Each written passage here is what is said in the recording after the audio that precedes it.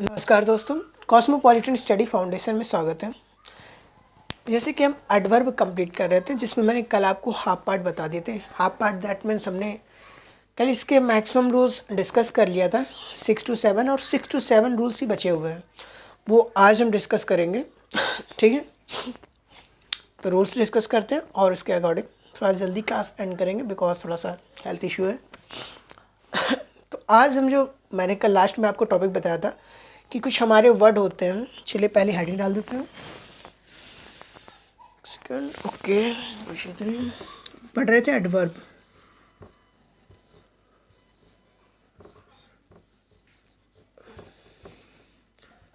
Adverb चल रहा था, जिसमें मैंने बताया था आपको SSC level, banking level, CDS का, एनडीए का।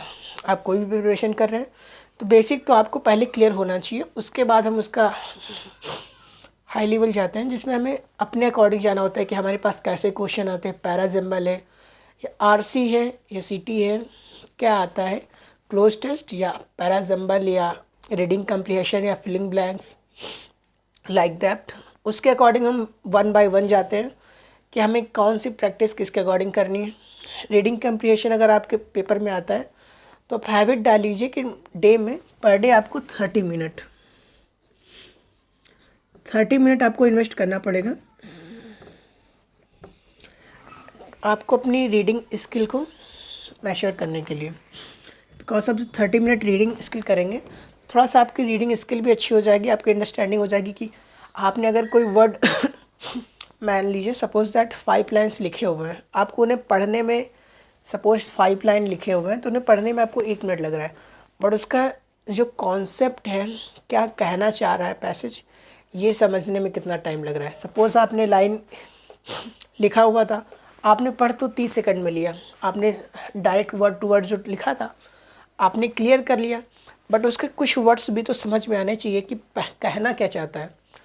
हाँ, रीडिंग कम्प्रीहेंशन में आपको पूरा कॉन्सेप्ट नहीं क्लियर होगा, वो ठीक है, ओके है, बट कुछ वर्ड से ऐसा आपको क्लियर हो जाना चाहिए कि हाँ, अगर हमारा ये रीडिंग कम्प्रीहेंशन है तो किस टॉपिक के बारे में बात कर रहा है, क्या बता रहा है। कुछ वर्ड तो क्लियर होने चाहिए, कुछ वर्ड क्लियर नहीं होते हैं, हाँ वो भी पॉसिबिलिटी है, क्योंकि अगर कोई हमारा इकोनॉमिक से आता है कोई पैसेज तो उसमें कुछ वर्ड्स ही ऐसे होते हैं जिनके बारे में हम पढ़ते हैं, हमें लगता है क्या वर्ड लिखा हुआ है, उनके बारे में आपको कोई टेंशन नहीं लेनी है, क्योंकि वो वर्ड्स हमारे पेपर में कभी भी आप देखेंगे ग्रामर के पेपर में उस पॉइंट से क्वेश्चन नहीं किया जाता है, बिकॉज यहाँ पे आपका जो टेस्ट होता है स्किल का, कि आपकी रीडिंग स्किल कैसी है, आप अंडरस्टैंडिंग कैसी है स्किल की, इंग्लिश की, ना कि जीएस का। ठीक है, तो अगर रीडिंग कंप्रीहेंशन के लिए 30 मिनट आपको डेली देना पड़ेगा, अगर आप चाह रहे हैं कि आपकी रीडिंग कंप्रीहेंशन जो आप इजीली अटेंड कर पाएँ। और पैराजम्बल पे, क्लोज टेस्ट पे और रीडिंग कंप्रीहेंशन पे मैं 1-1 क्लास लूँगा, तीनों टॉपिक पे बताऊँगा कौन सी कुछ बातें कि उससे आप मैक्सिमम थोड़ा सा तो चेंजेस होगा आपके अंदर, कि अगर आप पहले 5 मिनट लगता है तो मैक्सिमम अगर ज़्यादा नहीं तो 1 मिनट तो कम होगा, 4 मिनट लगेगा। तो आज का पहला रूल देखते हैं। हमारा रूल नंबर कौन सा है? 7 है। ठीक है,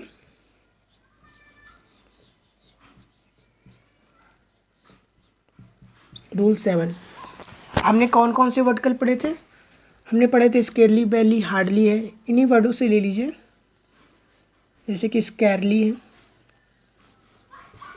स्केयरली, बेयरली बताया था मैंने, बेयरली है, बेयरली, हार्डली है, हार्डली का मीन क्या होता है? Almost not. मैंने शायद आपको इससे पहले की क्लास में हार्डली और हार्ड का डिफरेंस बता दिया है, तो यहाँ पे नीड नहीं है, अदरवाइज एडवर्ब में भी बताना पड़ता है हार्डली और हार्ड का डिफरेंस क्या होता है। हार्ड एक सिंपल होता है, हार्ड मीन्स हार्ड होता है, और हार्डली का मीन्स होता है ऑलमोस्ट नॉट। मैंने क्लियर कर चुका हूँ आपका।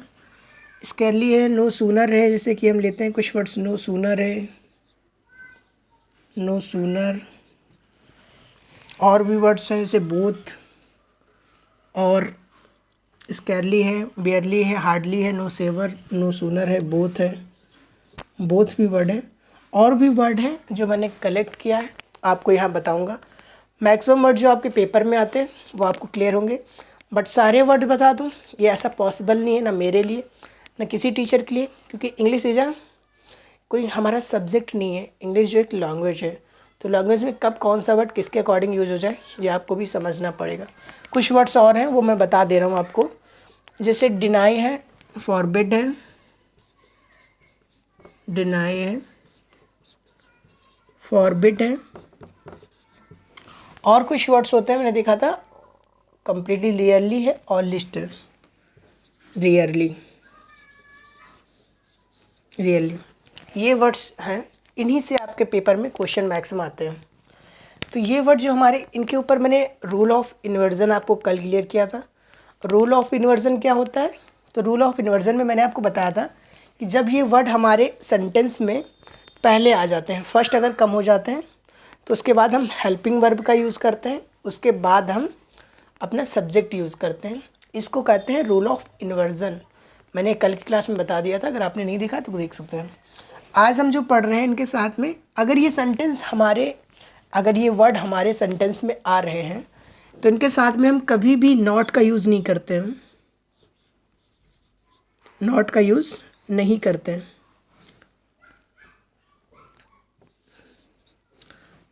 इनके साथ कभी भी नॉट का यूज़ नहीं करते हैं। क्यों नहीं करते हैं? वाई? बिकॉज इसका जो मीनिंग होता है scarcely, barely, hardly, no sooner, that means already ये नेगेटिव सेंस के वर्ड होते हैं, तो ऑलरेडी नेगेटिव हैं। इनके साथ अगर हम एक और नेगेटिव ऐड कर देंगे तो हमारे सेंटेंस का मीनिंग पॉजिटिव हो जाएगा। दैट वाई मैथ का स्ट्रक्चर लगा सकते हैं। याद रखिएगा कि इनके साथ में हम कभी भी नॉट का यूज़ नहीं करते। ये पॉइंट क्लियर रखिएगा। इस पर एग्जाम्पल बता चुका हूँ, एक एग्जाम्पल और बता देता हूँ। एक एग्जाम्पल लिखिएगा, both of us are, okay, both of us are not going there. तो यहाँ पे देखिए जब हमने बोथ का यूज़ किया है और बोथ हमारा ये आ रहा है, तो बोथ ऑफ के साथ हम नॉट का यूज़ नहीं करेंगे। यहाँ पे हमारा ये एरर है। इस टाइप के क्वेश्चन आते हैं, सिंपल स्ट्रक्चर पे ही क्वेश्चन मिलेंगे आपको कि ये वर्ड के साथ में मैक्सिमम क्वेश्चन अगर आपको मिल जाता है तो डायरेक्ट आप फाइंड आउट कर लेते हैं। क्वेश्चन कम आता है इस पॉइंट पे, लेकिन हाँ आएगा, तो आपका पॉइंट क्लियर रहना चाहिए कि हमें पता है। और इन वर्डों के साथ में ही हम, जैसे स्केयरली है, बेयरली है, हार्डली है, इन तीन वर्डों के साथ मैंने आपको बताया था कौन सा फॉर्म हम क्या यूज़ करेंगे। अगर हमें प्रोनाउन यूज़ करना है तो व्हेन यूज़ करेंगे, इनके साथ व्हेन यूज़ करेंगे, इसके साथ में व्हेन यूज़ करेंगे, और इसके साथ बताया था क्या होगा, इसके साथ देन होगा। ये भी क्लियर रखिएगा, इसके साथ व्हेन है और इस पॉइंट के साथ देन यूज़ करते हैं। मैक्सिमम एरर इस पॉइंट से मिलती है आपको कि क्वेश्चन में ये वर्ड दे रखे होंगे, इसके साथ में देन लगा देगा और इसके साथ में व्हेन लगा देगा, वहाँ पे आपको चेकआउट करना होता है। ओके, क्लियर हो गया वही रूल। तो चलिए नेक्स्ट देखते हैं। एक मिनट,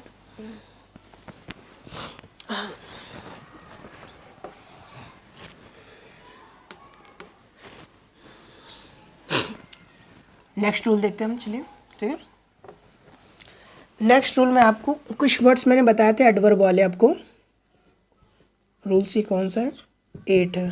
ठीक है, मैंने कल आपको कुछ वर्ड, कुछ फॉर्मूला बताया था कि जैसे कि मैंने एडजेक्टिव में भी बताया था। फॉर्मूला कौन सा था कि ऐसा फॉर्म था कि हमारे पास सेंटेंस कुछ होते हैं, तो एज, एडवर्ब प्लस एज, ये स्ट्रक्चर फॉलो करते हैं। मैंने कुछ वर्ड्स बताए थे कि कुछ हमारे सेंटेंस में इस फॉर्म में ना लिख के एक साइड एस लगा देगा एस, और बोथ में नहीं लगा होगा, तो सेंटेंस हमारा क्या होता है, रॉन्ग होता है। नॉट का भी मैंने आपको बताया था कि नॉट के साथ कैसे फॉलो होगा, not as plus adverb plus as, ये इस फॉर्म में होता है नेगेटिव, इस फॉर्म में होता है पॉजिटिव। अब रूल हमारा एक पॉइंट है कि एज के लिए, ये रूल जो होता है सिर्फ एज के लिए होता है कि एज का हम किन वर्डों के साथ, कुछ हमारे ऐसे वर्ड्स होते हैं जिनके साथ हम एज का यूज़ सिंगुलर करते हैं, सिंगल, एज अ सिंगल, और कुछ वर्ड्स होते हैं जिनके साथ हम यूज़ नहीं करते, और एरर भी उन्हीं पॉइंट से आती है कि जिन वर्डों के साथ यूज़ करते हैं उनके साथ यूज़ नहीं किया जाएगा, और जिसके साथ यूज़ नहीं करते हैं सेंटेंस में उसके साथ यूज़ करके आपके पास सेंटेंस आएगा। तो वहाँ पे हमें देखना होता है। तो पहले लिखते हैं कुछ वर्ड्स हमारे, जैसे वर्ड्स हमारे क्या होते हैं, रिगार्ड है, रिगार्ड, डिस्क्राइब है, डिस्क्राइब, व्यू है, व्यू, नो है। रिगार्ड, डिस्क्राइब, व्यू, नो, इन वर्डों के साथ में हमें एज का यूज़ करना होता है। ये वर्ड अगर हमारे सेंटेंस में आ रहे हैं तो इसके साथ में हमें एज तो चाहिए 100% इन वर्डों के साथ। अब कुछ हमारे वर्ड होते हैं जिनके साथ एज नहीं चाहिए होता और उनके साथ एज आता ही है। देखेंगे कुछ वर्ड्स एरर में, जैसे नेम के साथ एज दे देता है, ये रॉन्ग होता है। इलेक्ट के साथ दे देता है कभी इलेक्ट एज नहीं होता है। थिंक के साथ दे देता है, नेम इलेक्ट थिंक के साथ। कॉल के साथ दे देता है, कॉल के साथ। मेक के साथ दे देता है, मेक हो गया। नेम है, इलेक्ट है, थिंक है, कॉल है, मेक है। और भी कुछ वर्ड्स हैं बता देता हूँ क्योंकि क्लियर करना ये पॉइंट, ये मेरी जिम्मेदारी है। कंसीडर है, कॉल है, अपॉइंट है। कंसीडर, कॉल, अपॉइंट, ठीक है। ये वर्ड्स होते हैं, इनके साथ में हम कभी भी एज का यूज़ नहीं करते हैं, एज का यूज़ नहीं होता है। इन वर्डों के आप साथ देखेंगे कि आपको एज लगा मिलेगा बट वो गलत होता है एज अ ग्रामर, ठीक है। और ऊपर हमारे ये वर्ड्स हैं, इनके साथ में एज का यूज हुआ होता है। 4 ही वर्ड्स आपके पेपर में आएंगे। पेपर में क्या, आपके एग्ज़ाम में 4 वर्ड्स आते हैं, रिगार्ड है, डिस्क्राइब है, व्यू है, नो है। इनके साथ में एज लगाना होता है, इनके साथ में एज का यूज़ नहीं करना होता है।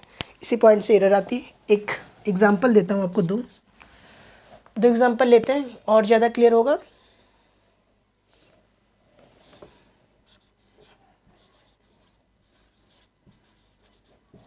I regard him my brother, him।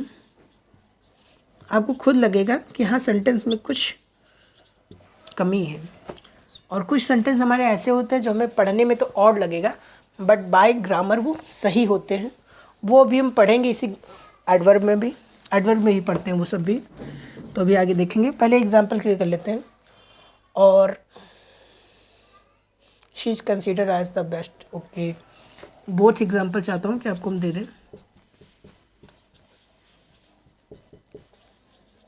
She is consider as best, okay. She is consider as best, okay. 2 example मैंने लिखा है, शो हो रहा है, लिखता हूँ, ओके। क्लियर, शो हो रहा है। बिकॉज मैं देख रहा था कि बोर्ड का इतना पार्ट आ रहा था तो मैंने वही कहा चेक कर लेते हैं। I regard him my brother और she is consider as best. तो इसमें आप देखेंगे कि जो I regard him my brother, कुछ ऐसा नहीं लग रहा है कि कुछ सेंटेंस में अधूरा है। तो यहाँ पे क्या होना चाहिए, और हमने देखा है कि रिगार्ड जो होते हैं इन वर्डों के साथ यूज़ करते हैं, तो यूज़ कहाँ पे करेंगे ये भी इम्पॉर्टेंट होता है। तो आई रिगार्ड हिम, कैसा रिगार्ड करते हैं, as my brother. I regard him as my brother. और यहाँ देखेंगे सी इज कंसीडर, हमने जाना है कि कंसीडर है, कॉल है, मेक है, थिंक है, कॉल है, इनके साथ में हम कभी भी एज का यूज़ नहीं करते हैं। क्यों नहीं करते, इसका भी रीज़न होता है बट वो क्या नीड है, ऐसे नॉर्मली जानिएगा कि इन वर्डों के साथ में ऑलरेडी इसका जो हमें मीनिंग चाहिए होता है, ये वर्ड्स हमारे दैट मीनिंग प्रोवाइड कर देते हैं। जैसे हमने अभी नेगेटिव वर्ड्स जाने थे, वो ऑलरेडी नेगेटिव होते हैं तो उनके साथ अदर नेगेटिव की नीड नहीं होती है। सेम टाइप में ये हमारे वर्ड्स जो हमें मीनिंग चाहिए प्रोवाइड कर देते हैं, दैट्स वाई हम एज का यूज़ नहीं करते हैं। और भी कुछ रीज़न है बट वो आपके लिए इतना इम्पॉर्टेंट नहीं है, आपको एग्ज़ाम क्लियर करना है, पीएचडी नहीं करनी है, ठीक है। तो नोट कर लिया होगा आई होप।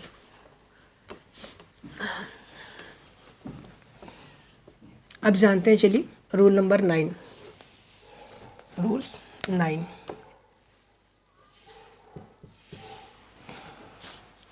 अब कौन सा पढ़ेंगे रूल? चलिए अब आपको कुछ वर्ड्स ऐसे बताते हैं जो फ्रेज़ हमारी, एक फ्रेज़ होती है, वर्ड हमारे होते हैं लाइक सूनर से होते हैं। कुछ वर्ड्स ऐसे हैं जो पार्टिकुलर वर्ड ही फिक्स हैं, उन वर्ड्स को हमें पुट कर देना होता है और वो वर्ड्स में एरर आ जाती है। तो कुछ वर्ड्स हमारे लिखिएगा, जैसे कि सेल्डम और नेवर है, सेल्डम और नेवर आता है। इसके साथ में आपको एरर में क्या देगा? सेल्डम और एवर कर देगा। ये मोस्ट इम्पॉर्टेंट पॉइंट है कि इस पॉइंट से काफ़ी एरर आ जाती है, इम्पॉर्टेंट है, ठीक है। सेल्डम और नेवर है, सेल्डम इफ़ एवर होता है, सेल्डम इफ़ एवर, सेल्डम और नेवर, सेल्डम इफ़ एवर। कुछ वर्ड्स और होते हैं जैसे कि एनीथिंग, मैं बता देता हूँ आपको यहाँ से।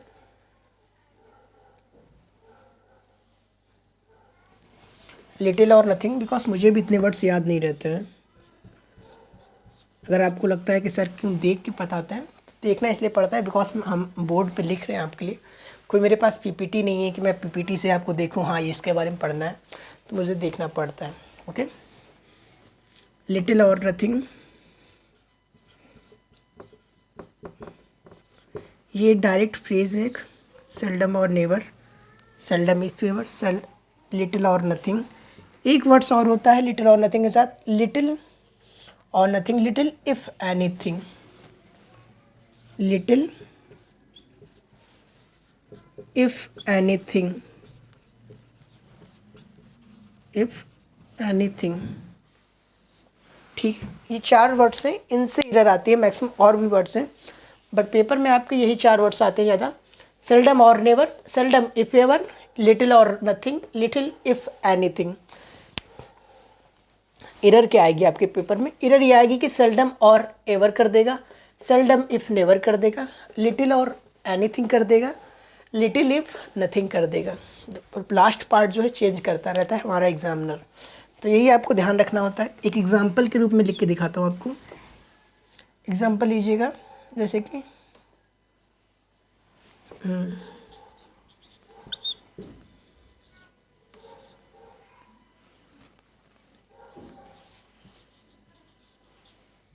ही सेल्डम और never, he seldom or never goes to see, goes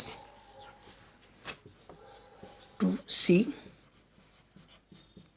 movies, ठीक है।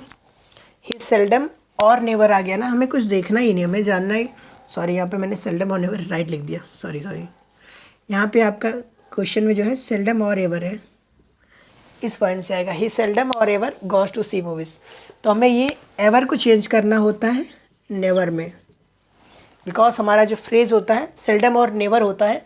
सेल्डम और एवर ऐसा कोई हमारा फ्रेज़ नहीं है, दैट्स वाई नॉर्मली फ्रेज़ को हमें पुट अप करना होता है। क्लियर हो गया होगा ये रूल भी। तो नेक्स्ट रूल देखते हैं, चलिए।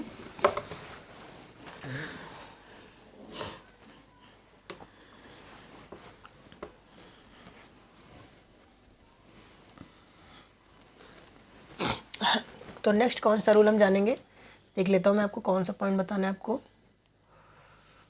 Verb is of sentence state, नहीं मेनली, हाँ कुछ वर्ड्स हमारे होते हैं जो एज अ एडजेक्टिव ही रहते हैं, वो हम उनको एडवर्ब के तरीके से यूज़ नहीं करते हैं और हमें लगता है कि वो एडवर्ब हैं। ऐसे वर्ड्स के बारे में जान लीजिएगा। इससे भी काफ़ी एरर हो जाती है कि हमें लगता है कि ये वर्ड्स जो हमारा है, रूल 9 है ना, मैंने काफ़ी रूल 10 से ज़्यादा बता चुका हूँ बट पॉइंट मैंने डाले नहीं शायद इसलिए, क्योंकि इसके बाद एक रूल और है, क्लियर करेंगे उसके बाद में भी कुछ क्वेश्चन देखेंगे। ऐसे हमारे वर्ड्स कौन से होते हैं, जैसे कि मेनली है, मास्टरली है, स्लोली है, मेनली है, फ्रेंडली है,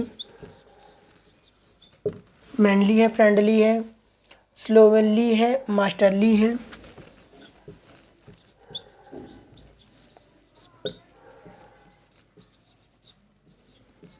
मास्टरली है। और भी वर्ड हैं कुछ बता देता हूँ complete. Sickly, weekly, monthly.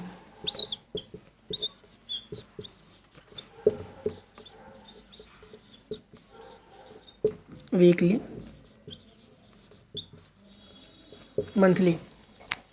Mainly, friendly, slowly, masterly, sickly, weekly, monthly. ये हमारे वर्ड्स होते हैं जो ये एडजेक्टिव होते हैं। ये वर्ड्स हमारे एडजेक्टिव होते हैं, तो इन्हें हम एज अ एडवर्ब यूज़ नहीं करते हैं। मेनली क्या है? एडजेक्टिव है। फ्रेंडली क्या एडजेक्टिव है। स्लोनली क्या एडजेक्टिव है। मास्टरली क्या एडजेक्टिव है। वीकली क्या एडजेक्टिव है। ये हमारे वर्ड्स एडजेक्टिव होते हैं, तो हम don't we use that type word as a adverb.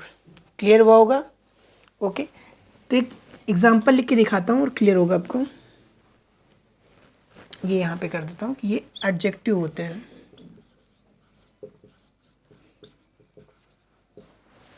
एक एग्जांपल लिखिएगा तो और ज़्यादा क्लियर होगा।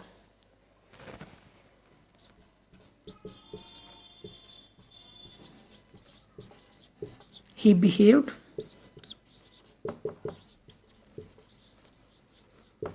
friendly. He behaved friendly क्या सही है? ये गलत है, बिकॉज ये हमारा एडवर्ब नहीं है, एडजेक्टिव है। ठीक है, तो हम इसके साथ वर्ब के साथ यूज़ नहीं कर सकते। Why? Because this is adjective, adverb नहीं है। एडवर्ब नहीं है, मैं बार बार रिपीट कर रहा हूँ कि इनको आप वर्ब के साथ मत यूज़ कीजिएगा। ये एडवर्ब नहीं हमारे, एडजेक्टिव हैं, तो ये नाउन के साथ ही यूज़ होंगे। ओके, क्लियर हुआ होगा? एक लास्ट पॉइंट और है, वो क्लियर कर देता हूँ।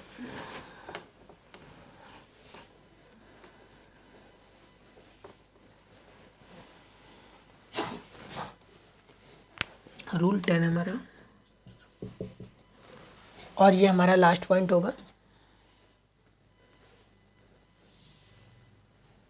कुछ वर्ड्स बता रहा हूँ आपको, ये मैं बता चुका हूँ बट दोबारा बता रहा हूँ, रूल में भी दे रखा था। ऑलवेज है, नेवर है, एवर है। ऑलवेज है, नेवर है, एवर है, ऑफन है, सेल्डम है, सेल्डम है,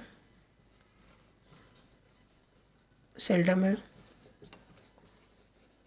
ऑफन है, सम टाइम है। ये हमारे क्या है? मैंने आपको शुरुआत में बताया थे, ये हमारे एडवर्ब ऑफ फ्रीक्वेंसी हैं। क्या है? Adverb of frequency. इसके साथ में एक पैरेलल एक और रूल होता है, वो भी क्लियर कर दूंगा।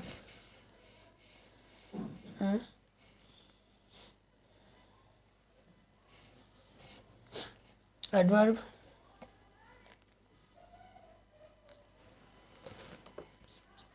ठीक है, चलिए रुकिए, एक और पॉइंट बताता हूँ। ऐसे आपको मैंने पॉइंट भी आपको बता चुका हूँ, तो इसलिए मैं सोच रहा हूँ कुछ न्यू मेथड से बताएं। ये वर्ड्स एक एग्जांपल दीजिएगा, पहले एग्जांपल लीजिएगा, उसके बाद क्लियर होगा ज़्यादा। नहीं नहीं, इसमें का एग्जांपल रॉन्ग होगा। चलिए पॉइंट मैं ऐसे ही बताता हूँ आपको, क्योंकि एग्जांपल फिर थोड़ा लेंदी दे रखा है, वो समझने में भी थोड़ा प्रॉब्लम है आपको। ऑलवेज है, नेवर है, एवर है, सेल्डम है, ऑफन है, सम टाइम है। ये वर्ड्स जो हमारे होते हैं, इसके साथ में रूल ऑफ इन्वर्जन दोबारा बता रखा है, तो वही आपको कह रहा हूँ, दोनों पार्ट्स साथ में क्लियर हो जाए। तो ये वर्ड्स जो हमारे हैं, ऑलवेज, मैंने इसमें कुछ वर्ड्स आपको बताए हैं, सेल्डम है, ऑफन है। मैंने सेल्डम, सम टाइम, बेयरली, स्कैरली बताए थे आपको।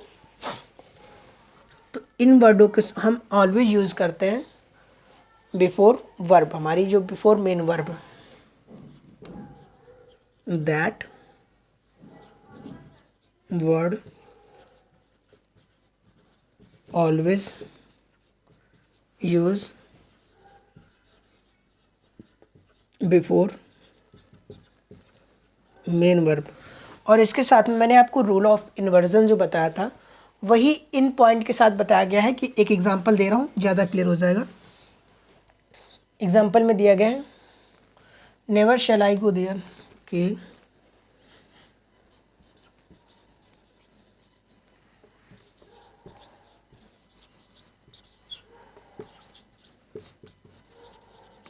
क्योंकि मैंने कहा कि एग्जाम्पल से ज़्यादा क्लियर होगा, सही रहेगा।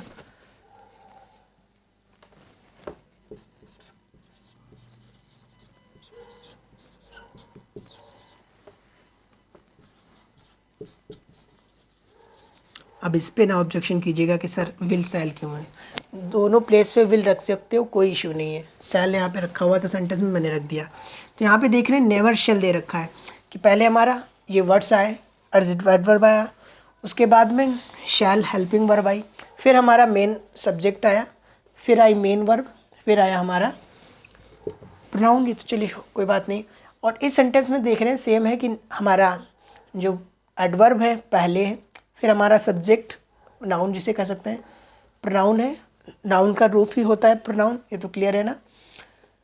नेवर है, सब्जेक्ट है, फिर हमारा हेल्पिंग वर्ब है। तो इस टाइप के सेंटेंस में मैंने आपको बताया था हम रूल ऑफ इन्वर्जन फॉलो करते हैं। रूल ऑफ इन्वर्जन क्या होता है कि हमारे अगर लाइक दैट टाइप वर्ड जो है, इनके साथ साथ कुछ और वर्ड्स थे, सेल्डम था, बियरली था, हार्डली था, नो सूनर था। ये वर्ड्स हमारे सेंटेंस के पहले आ जा रहे हैं, स्टार्टिंग में ही आ जा रहे हैं, तो इनके साथ रूल ऑफ इन्वर्जन फॉलो करते हैं। रूल ऑफ इन्वर्जन ये होता है कि इसके बाद जस्ट हम हेल्पिंग वर्ब का यूज़ करते हैं या मेन वर्ब का यूज़ करते हैं। हेल्पिंग वर्ब भी यूज़ होती है मेन केस में, हेल्पिंग वर्ब भी आ जाएगी। हेल्पिंग वर्ब के बाद हम सब्जेक्ट को पुट करते हैं। तो इन केसों के लिए क्या होता है कि अगर हमारे दैट टाइप वर्ड आते हैं तो इनके साथ पहले हमारा ये सारे वर्ड्स होते हैं, फिर हमारी हेल्पिंग वर्ब होती है, फिर हमारा सब्जेक्ट होता है, ये याद रखिएगा। और इसे हम कहते हैं rule of inversion, rule of inversion कहते हैं इसे, रूल ऑफ इन्वर्जन। ठीक है, तो यही इन पॉइंट के साथ बताया गया था कि अगर सिंपल सेंटेंस में आ रहे हैं तो इन वर्डों को हम बिफोर वर्ब यूज़ करेंगे। अगर ये हमारे वर्ड्स सेंटेंस के शुरुआत में स्टार्टिंग में आ रहे हैं तो इनके साथ हम रूल ऑफ इन्वर्जन फॉलो करते हैं। क्लियर हुआ? एक बार दोबारा रिपीट करूँगा, इम्पॉर्टेंट पॉइंट है, समझ लीजिएगा। अगर कोई पॉइंट ना क्लियर हो कमेंट कीजिएगा, मैं दोबारा बता दूंगा। ये वर्ड्स जो हमारे होते हैं ऑलवेज है, नेवर है, एवर है, सेल्डम है, ऑफन है, बेयरली भी लिख सकते हैं, बेयरली, और भी वर्ड्स हैं, मैक्सिमम बहुत से वर्ड्स होते हैं तो इसलिए हमें एटसेट्रा यूज़ करना ही पड़ता है। Always, never, ever, seldom, often, बेयरली, sometime, that type words always use before main verb. जो हमारी मेन वर्ब होती है उनके हम पहले यूज़ करते हैं ये वर्ड्स। और जो अगर हमारे ये वर्ड्स सेंटेंस के पहले ही आ जा रहे हैं, स्टार्टिंग में दिख रहा होगा कि अगर सेंटेंस स्टार्ट हो रहा है इन वर्डों से स्टार्ट हो रहा है कि seldom, hardly, always, never, ever, seldom, often, तो इनके साथ हम रूल ऑफ इन्वर्जन फॉलो करते हैं। तो ये मत जाइएगा कि सर ये rule of inversion, rule of क्या है, कुछ नहीं है, सिंपल है। हम अपने कॉलेज में क्या पढ़ते थे, 9th स्टैंडर्ड, 10th में, 11th में, आपने टेंस पढ़ा होगा। तो 10th में हम क्या पढ़ते थे कि जब हमारा कोई सेंटेंस इंट्रोगेटिव होता था तो इंट्रोगेटिव सेंटेंस में अगर कोई वर्ड्स क्वेश्चन दे रखा होता था तो हम डायरेक्ट वाट से कर देते थे। अगर वाट नहीं होता था उसकी जगह कोई दूसरा वर्ड्स होता था, व्हेन है या अदर, तो उनके साथ हम क्वेश्चन मार्क वर्ड लिखते थे और उसके बाद जस्ट हेल्पिंग वर्ब पुट करते थे। सेम टाइप है ये हमारे समझ लीजिए कि क्वेश्चन वर्ड्स हैं और इनके बाद हेल्पिंग वर्ब आनी है। ठीक है, इनके बाद हेल्पिंग वर्ब रहती है, फिर हमारा सब्जेक्ट रहता है। इसे हम कहते हैं रूल ऑफ इन्वर्जन। ओके, तो ये पॉइंट क्लियर हुआ और यही आपका 2 रूल्स में हो गया। तो इसके साथ साथ हमारा ये एडवर्ब का टॉपिक भी कंप्लीट हो गया। कुछ पॉइंट होते हैं जो कभी क्लियर नहीं होते हैं, क्योंकि कुछ पॉइंट अभी ऐसे हैं जो हमने आपको नहीं बताया है। वो हमारे आगे जब टॉपिक क्लियर होते रहेंगे एक एक करके तो उस टॉपिक के साथ में वो डिस्कस करते रहेंगे। बिकॉज यहाँ पे समझाना भी आपके लिए हमारे लिए तो चलिए समझा देंगे, बट आपको भी इतना क्लियर नहीं होगा। तो जब चलता रहता है आगे आगे डिस्कशन तो उसके साथ साथ बताते रहेंगे। ठीक है, बट एडवर्ब में मैंने आपको 10 पॉइंट बताए, इसके साथ साथ कुछ वर्ड्स बताए कि कब कौन से वर्ड्स यूज़ करेंगे। वो दोबारा रिवाइज़ कीजिएगा, नोट्स बना लीजिएगा एक बार। वीडियो आपको बार बार देखने की नीड नहीं है, एक बार में आप नोट्स बना लीजिए सारे कंप्लीट, क्योंकि मैंने सारी थ्योरी कराई है। कुछ क्वेश्चन प्रैक्टिस में 2, 4, 5, 10 क्वेश्चन कराए हैं बस। तो ऑल आपकी थ्योरी कंप्लीट हो जाएगी। उसके बाद रिवीजन करिए। रिवीजन करने में फिर पूरा आपको मैक्सिमम 1 से 1.5 घंटा लगेगा।